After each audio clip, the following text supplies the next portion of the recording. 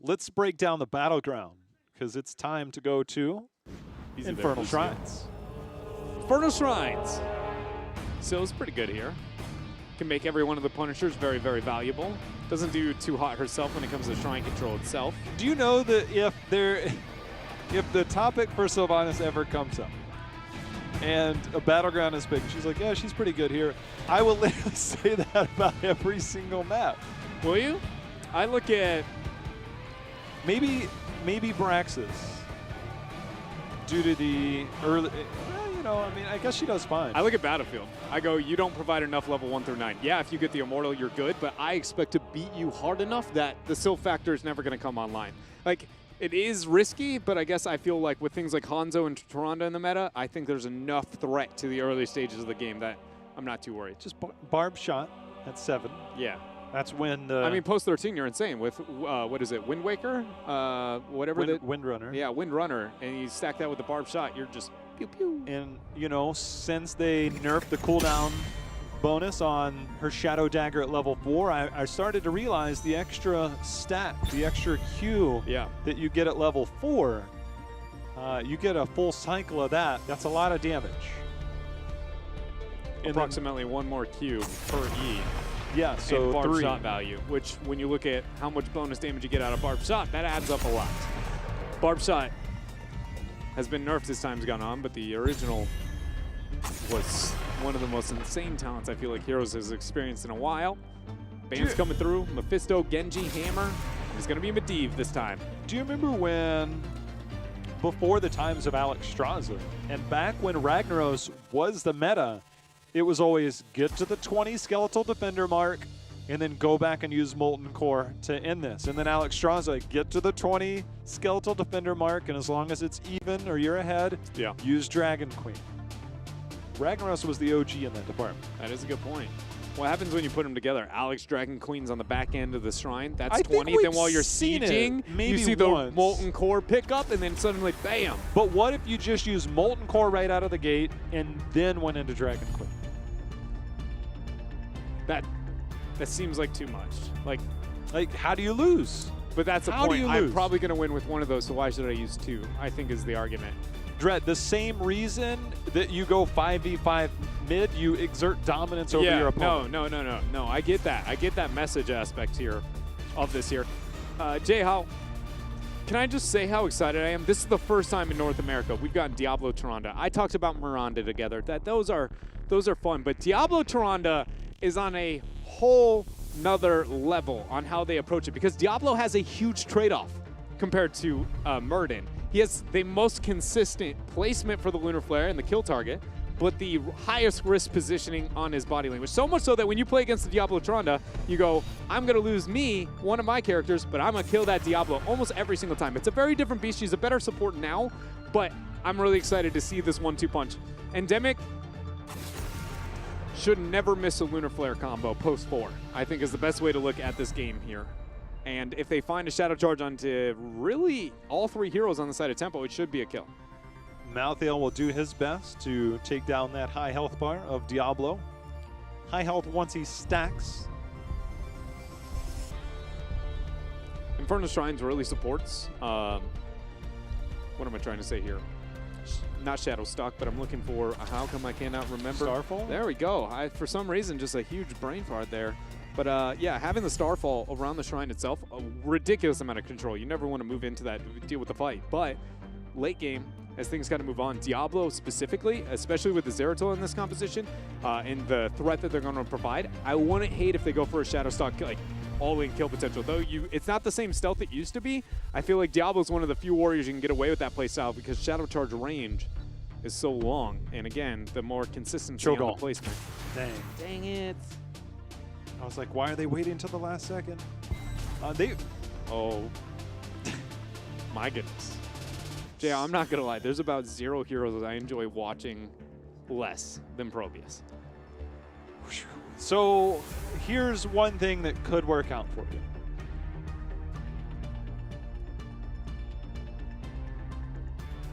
That was a good list. That was a good list. I like that. Keep that up. I am curious.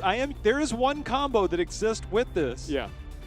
VP into double Warp Rift And so the minute they come out of that, you get a dunk on top of that.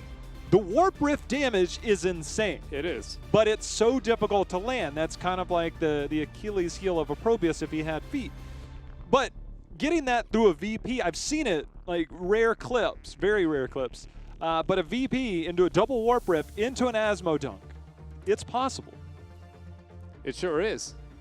You know what else is possible? Void Prison into a 5-man APOC dunk with a Starfall afterwards, and Probius is off split pushing.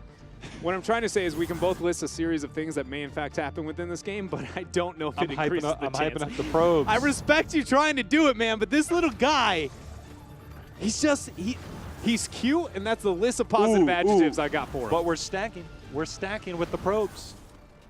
He's making sure that he gets full value. I said 2. I'd be willing to say Probius is my new Toronto.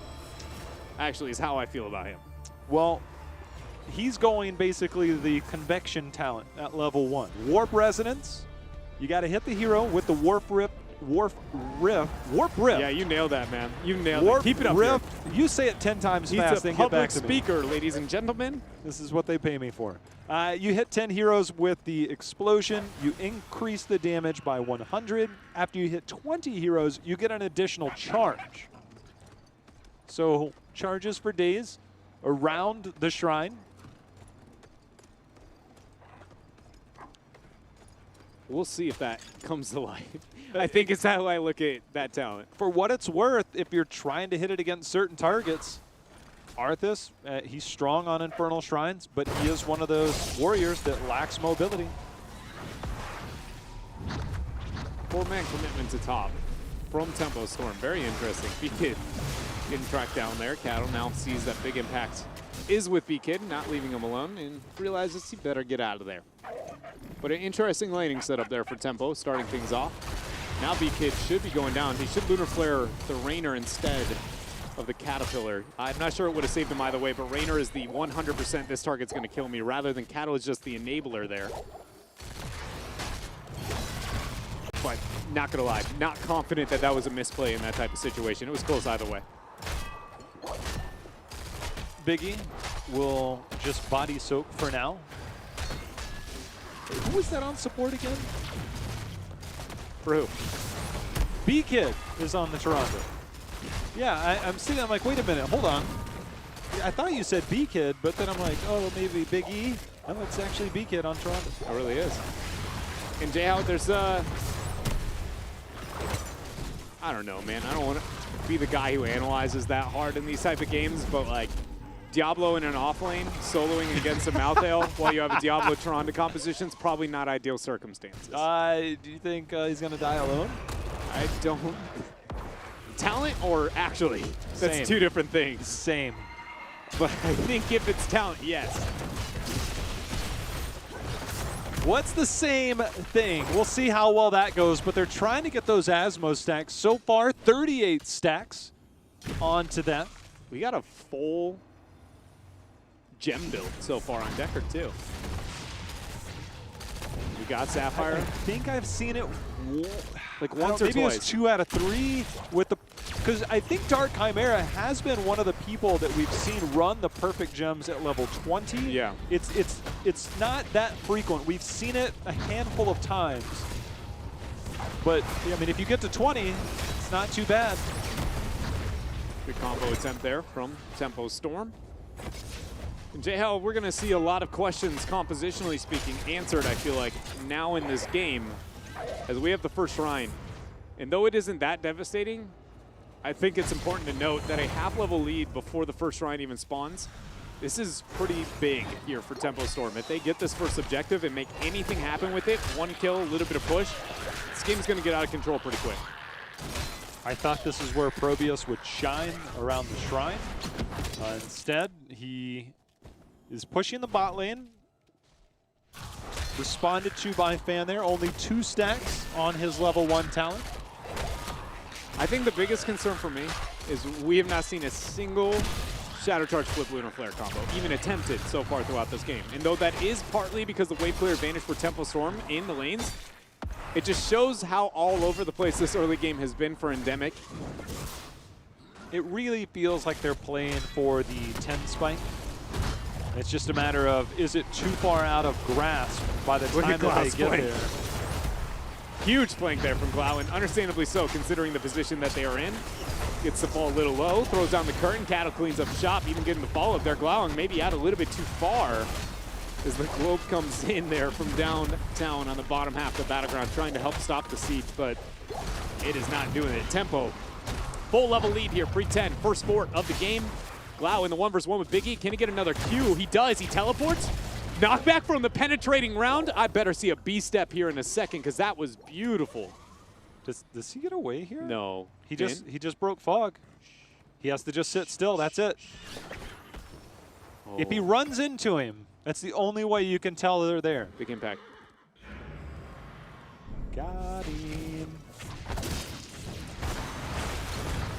I think it's worth. Tempo finds something elsewhere.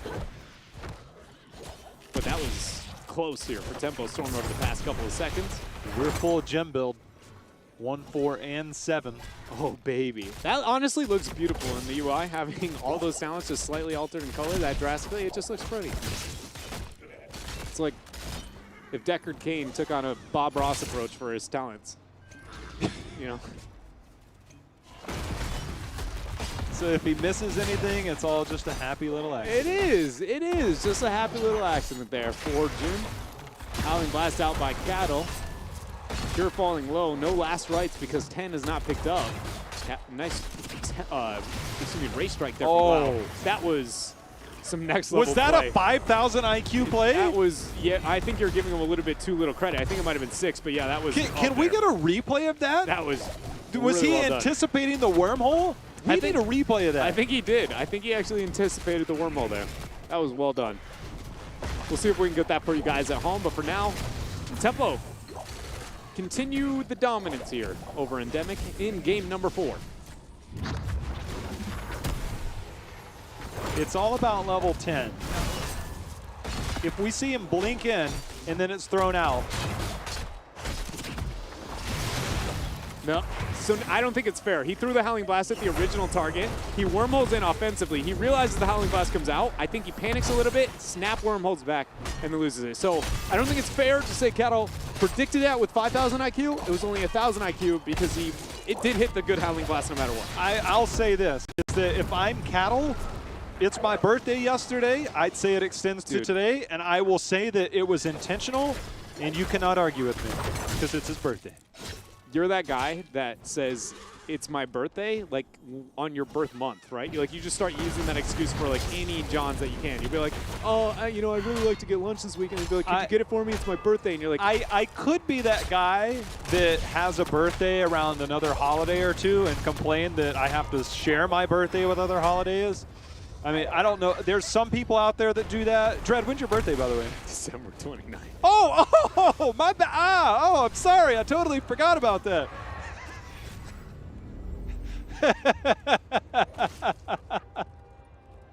That was your best joke on the mic yet. And I don't think anybody at home cared but you and me. Sorry about that for anybody who had to endure that.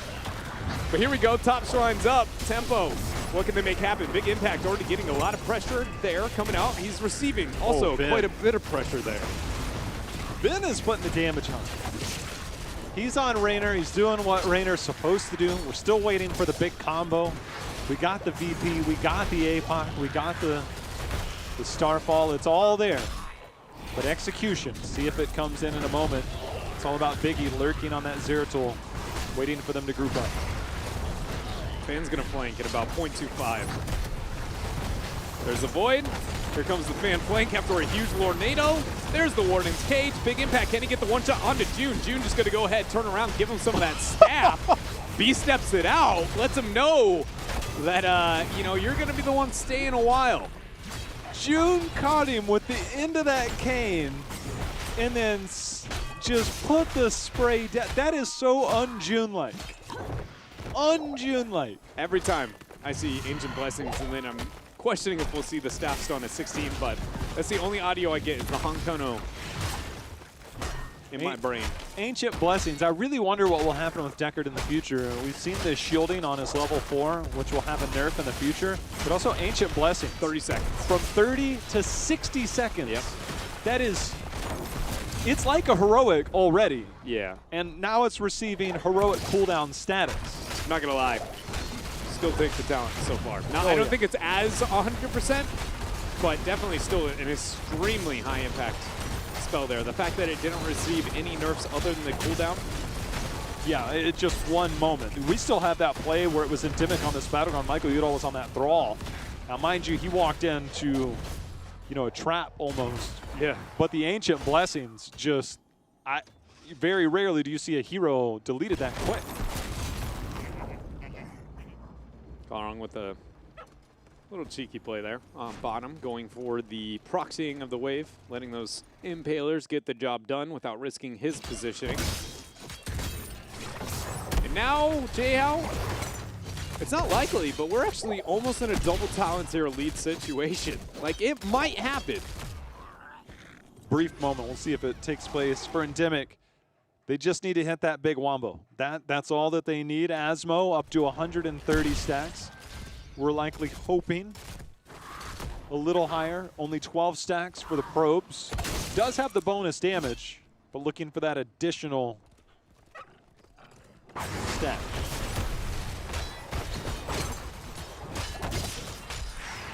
Fan moves up with Tempo Storm here. They did it! It's not like it's been unprecedented, but it's a rare feat to see this here. Screenshot it because it's gone in half a second, Jay. How trickle-in experience alone will be able to push them over that threshold. 13 picked up. Diablo going into the pool. Trying to be the one initiating and potentially the one getting the kill. Going devastating charge at 13. We'll look to stack that up. One of the better maps for it. But their defense now is with Michael Udall. Van trying to make the plays, knows that they had to come out, so Warden's Cage is down. That mobility game by Mike Udall got him in a position far enough to avoid the tether that would have set him into that Warden's Cage one-shot combo. That was actually a pretty clever play here. And though it is a major setback for Tempo, I don't think I need to remind everyone that they still have a 3-level lead here. They can pretty much get away with that kind of play with a 16 Talenteer advantage into Endemic. Every about 30 seconds, they can make a mistake that big and still be just fine here. With the Shaman camp on the top half, and they already got a lot of damage there. Done the top 4, or top keep, excuse me. I'd like to see if Tempo can seed away at this and get this keep. It's not going to happen with this first wave, Jayhow. If I'm Endemic, I'm getting a kill here. Oh, wow. Not anymore. Glaurung just turned around and said, I'll take this trade. There's going to be a route. Biggie puts down the VP, but that was just for defense. Really good Howling Blast too, thrown down by Cattle, putting it in advance there, knowing with his level 1 is always going to route all the way through, so even if they teleport away, likely to still be able to get the hit onto the Howling Blast and set up another kill, as you see him trying to make that happen there for Fan in the top. We might rapidly be approaching Game 5 territory. Tempo Storm with this large of a lead Dreadnought. Punishers at this level tend to do a lot. Glaurung, we've seen him sneak off at times to this bottom lane to prep this and get this softened up. He'll get this camp. See if they stagger that or just use that to go ahead and push out the lane. He's going to use that to go ahead and push out the lane. I mean, it's not going to hurt him here, but this is one of those moments I'd really like to see that staggered. Yeah. Just a little bit more. It's going to gain no value now, and it would be able to better prep the situation at hand in a couple of seconds with the Punisher itself. But, I mean, I have a 4-level lead, so who cares until Endemic hits 16? Seems to be the thought process here for Tempo, and understandably so. They have pretty much Game 5 in their hands at this point, outside of any major mistake. VP still 25 seconds down. If they do manage a defense on this and they can bait the Punisher over, or the Punisher expires quick enough, then we can see Endemic maybe trying to rip a fight behind it. They got 15 on Void, though, so they're going to have to at least deal with the first bait on this leap. And that usually is the scariest of them all. Sidewall down. Probius can't wear this. Nobody has the confidence to wear it. Howling Blast comes through. Jayhow, that's just a huge sign. Endemic is afraid to even bait it over that initial leap. I think Tempo now confidently can go for core. Asmo leaps over. Howling Blast. Daneski's already going to be gone once this Void Prison drops. The worst part, so Biggie baited that over and blinked out. Unfortunately, Dansky, casualty of war there. As the Punisher, 60% and all of Tempo Storm on the core here of Endemic, looking to send us to a game number 5, where some fun picks have come out. APOC in response, with Tempo Storm still holding strong, Dredd. Tempo Storm still very much holding strong here. And as we said, this is going to be now a game number 5 here between these two teams. And J-How, I'm just happy that at least Probius is still struggling. That's all I'm happy with here. Because if he comes out and he dominates this, the experience you're going to have in solo queue, probably not going to be the best. The next time you go to Blizzard campus, and there's that giant Probius in that lobby, and you walk past him, he's going to be giving you the eye. The eye? Just because he's got one? Now that you mention it, yes, he'll be giving you the eye. He will. And then I'll be like, try and do some damage. Lol. He excels in other ways. He excels and minion in wave clear, which is currently, as it stands, one of the least relevant ways to gain a macro lead and maintain a lead within competitive heroes. Maintaining lead is one thing, but the one thing you do say is wave clear. Always been the best thing. Probius does it. As long as you can survive within the 4-man, Probius' health bar is so low that he literally moves up to get the clear within the 4, and even your warrior and support can't keep him alive. So keep going. I got this for anything you got. The Probes has a special place in our heart. In our heart. So far, hasn't had the success that we want. We'll see if he shows up in game number 5. We're going to a quick break before we finalize this series. Stay tuned.